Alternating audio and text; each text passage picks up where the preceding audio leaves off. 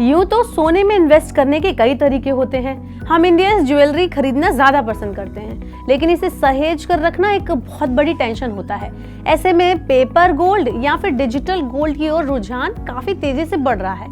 सरकार ने बीते कई साल से सॉवरेन गोल्ड बॉन्ड के रूप में सोने में इन्वेस्ट करने का एक शानदार मौका दिया है। 12 फरवरी से सरकार ने एक बार फिर सस्ते सोने की बिक्री शुरू कर दी है। ये सोना आपको डिस्काउंट रेट पर मिलेगा। सॉवरेन गोल्ड बॉन्ड योजना 2023-24 की सीरीज 4 की घोषणा कर दी गई है। सोने में इन्वेस्ट की ये एक खिड़की है। ये 12 से 16 फरवरी 2024 के दौरान खुली रहेगी। अब सबसे जरूरी बात, इसके लिए इश्यू प्राइस 6,263 रुपए प्रति ग्राम तय किया गया है। इस स्कीम में निवेश करने पर ब्याज की कमाई भी होगी और जीएसटी भी आपका बचेगा। इससे पहले एसजीबी योजना 2023-24 की सीरीज 3 18 से 22 दिसंबर के बीच खुली थी। इसमें इश्यू प्राइस 6,199 रुपए प्रति ग्राम तय किया गया था, यानी इस बार आपको 65 रुपए प्रति ग्राम ज्यादा कीमत अदा करनी होगी। लेकिन अभी तक सॉवरेन गोल्ड बॉन्ड का रिटर्न शानदार रहा है, जिसकी वजह से निवेशक बड़ी संख्या में इसमें निवेश करना चाह रहे हैं। अच्छी बात यह है कि इस सोने की खरीद पर आपको डिस्काउंट भी मिलता है। भारत सरकार ने ऑनलाइन आवेदन करने वाले और डिजिटल माध्यम से भुगतान करने वाले इन्वेस्टर्स को यानी निवेशकों को अंकित रुपए से 50 रुपए प्रति ग्राम की छूट देने का फैसला किया है। लेकिन लाख टके का सवाल ये है कि आप इस डिजिटल गोल्ड को आखिर खरीद कहां से सकते हैं। तो इसके निवेश करने की सीमा क्या है, ये सब मैं आपको बताती हूँ और साथ ही बताऊंगी कि कब पैसे आप वापस ले सकते हैं और ब्याज कितना मिलता है।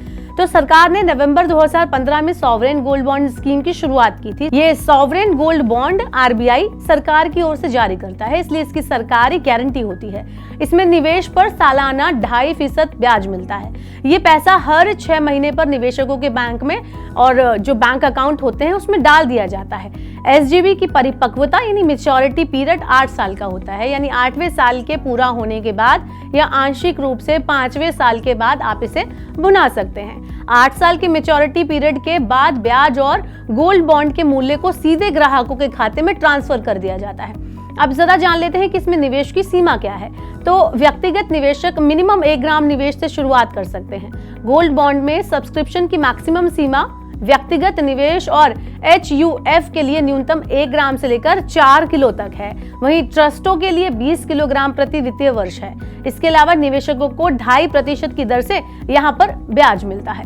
एसजीबी के लिए केवाईसी मानदंड फिजिकल गोल्ड खरीदने के समान है। इसके लिए आपको वोटर ID कार्ड, आधार कार्ड, पैन कार्ड और पासपोर्ट जैसे केवाईसी डॉक्यूमेंट्स की जरूरत होगी। इसमें इनकम टैक्स डिपार्टमेंट की ओर से जारी स्थायी खाता संख्या यानी पैन कार्ड अनिवार्य है।